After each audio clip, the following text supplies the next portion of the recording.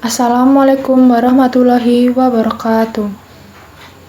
Kami dari kelompok 11 akan mempresentasikan hasil kerja kelompok kami yang berjudul Pendekatan Sistem Pembelajaran dalam PAI dengan anggota Elisa Kusumawardani dengan NIM 201200063 dan Elisa Nurmaharani Husnah dengan NIM 201200064. Baik, saya akan menjelaskan tentang pengertian pendidikan sistem pembelajaran PAI. Komponen-komponen dalam sistem pendekatan pembelajaran PAI, sistem pendidikan agama, hal yang memengaruhi sistem pendidikan pembelajaran PAI, penyusunan sistem pendekatan pembelajaran PAI, macam-macam pendekatan sistem belajar mengajar, dan manfaat pendekatan sistem dalam pembelajaran. Pendekatan sistem pembelajaran PAI. Pengertian sistem. Sistem adalah kumpulan dari sekian banyak komponen yang saling berintegrasi, saling berfungsi secara kooperatif, dan saling memengaruhi untuk mencapai tujuan tertentu. Pengertian pendekatan sistem pembelajaran PAI.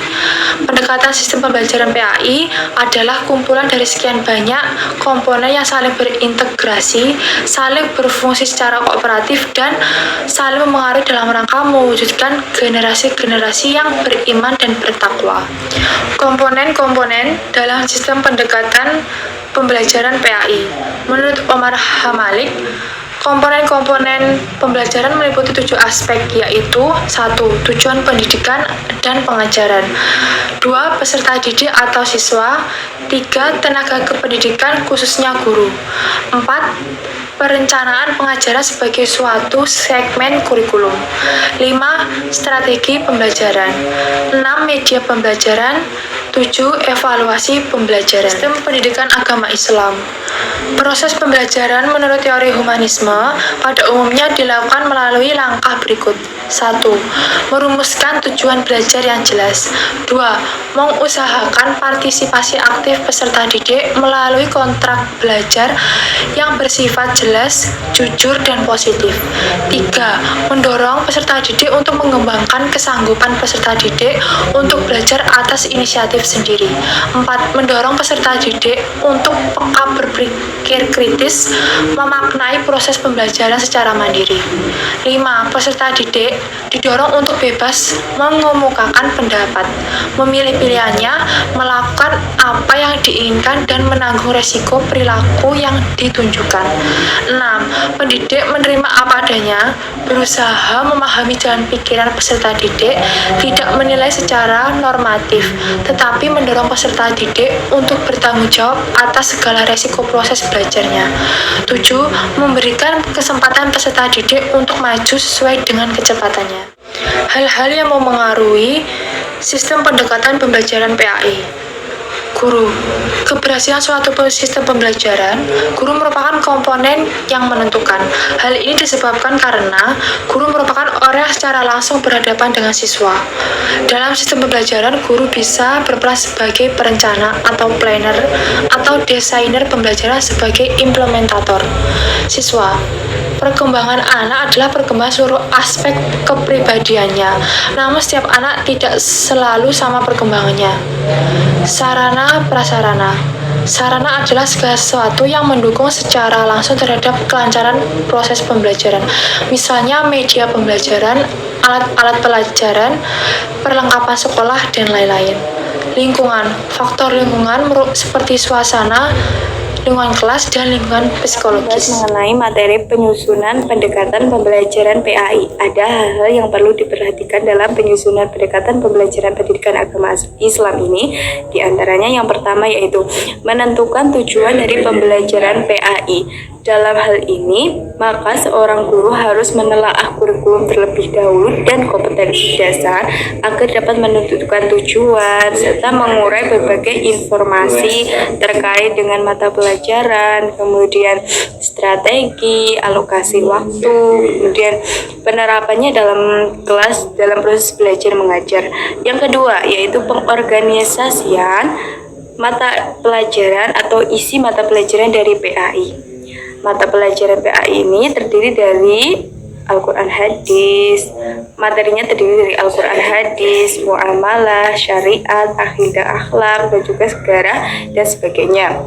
Oleh karena itu, guru harus dapat mengalokasikan waktu pembelajaran, kemudian mengenal karakteristik siswa, selanjutnya yaitu menempatkan media, kemudian ruang lingkup dari materi tersebut.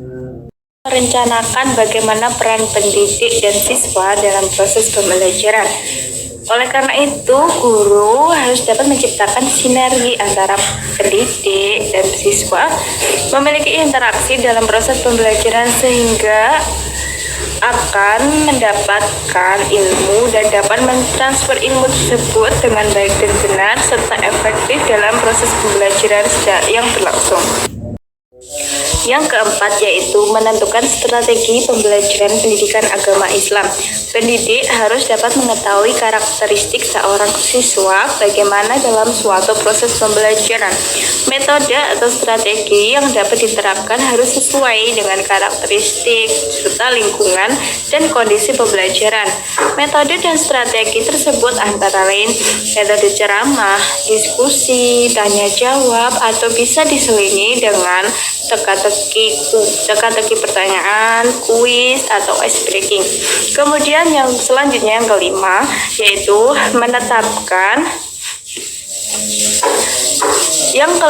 yaitu membuat evaluasi terhadap pembelajaran pendidikan agama Islam. Evaluasi ini dibuat dengan harapan untuk menilai kemampuan siswa dalam menerima materi tersebut.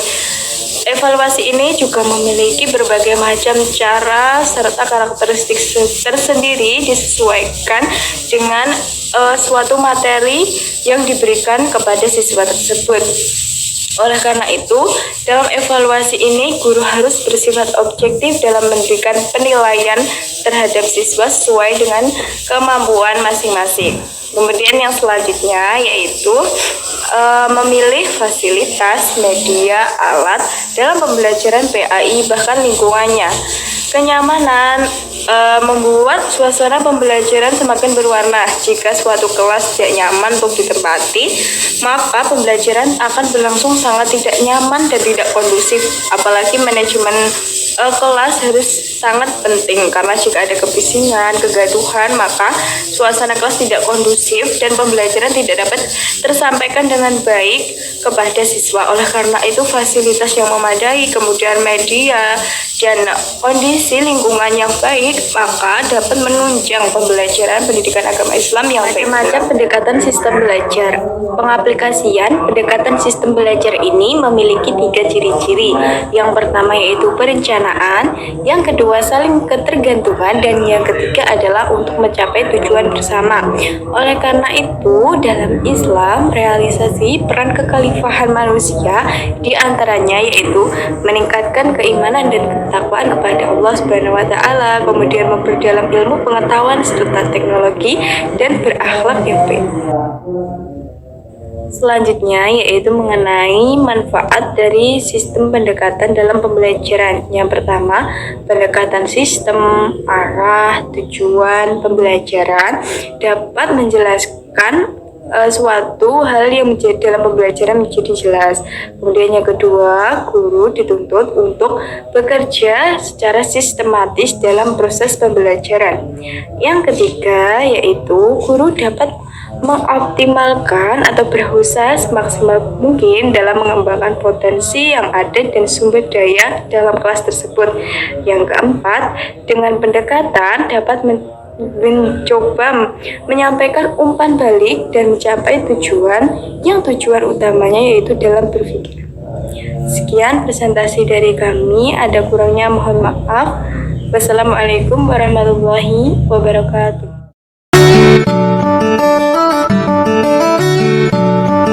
Bagaimana pendekatan pembelajaran PAI sekarang? Apakah sudah berjalan dengan efisien dan efektif?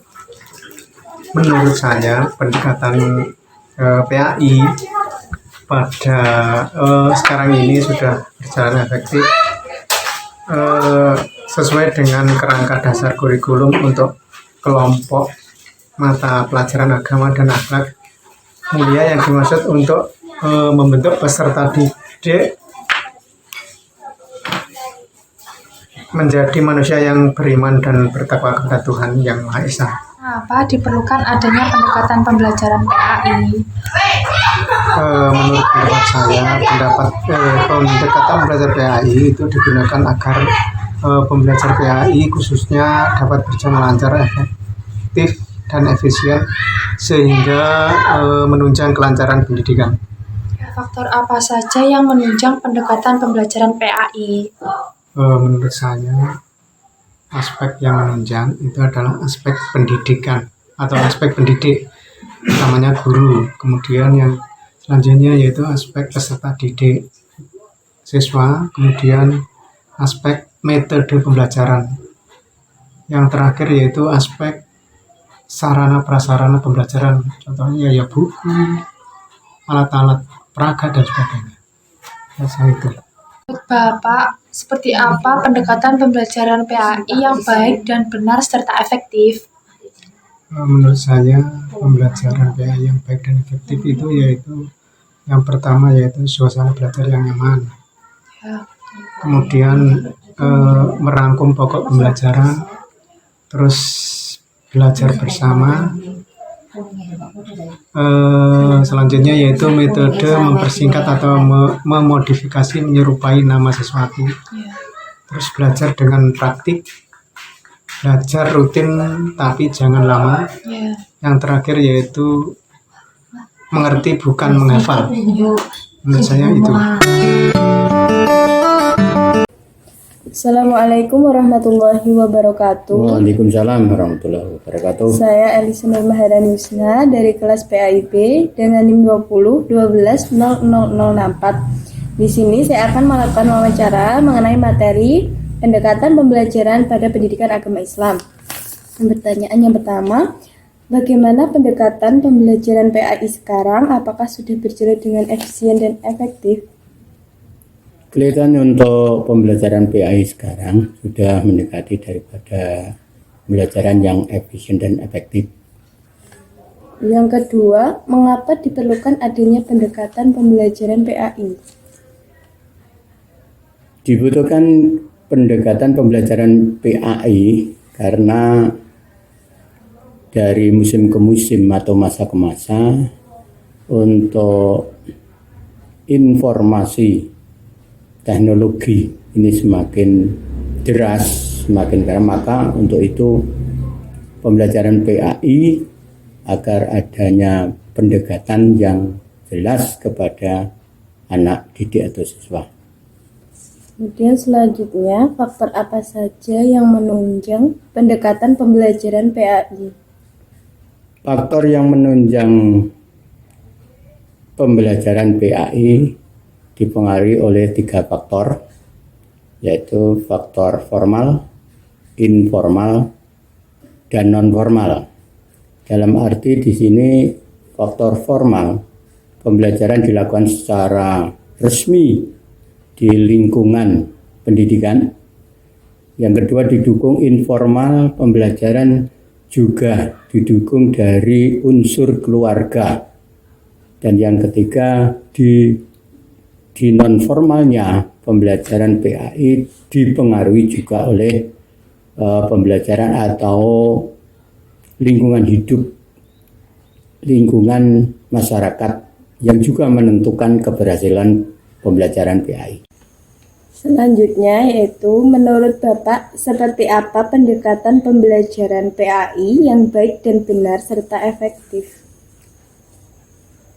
Pendekatan pembelajaran PAI yang baik dan efektif itu dengan menggunakan metode APRO, yaitu metode pendekatan kejiwaan atau psikologis.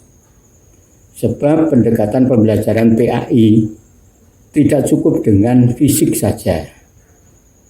Harus mengetahui karakter-karakter anak atau siswa, karena dengan menyelami dan memahami karakter-karakter jiwa dari anak, insya Allah pembelajaran itu akan menghasilkan sesuatu yang maksimal.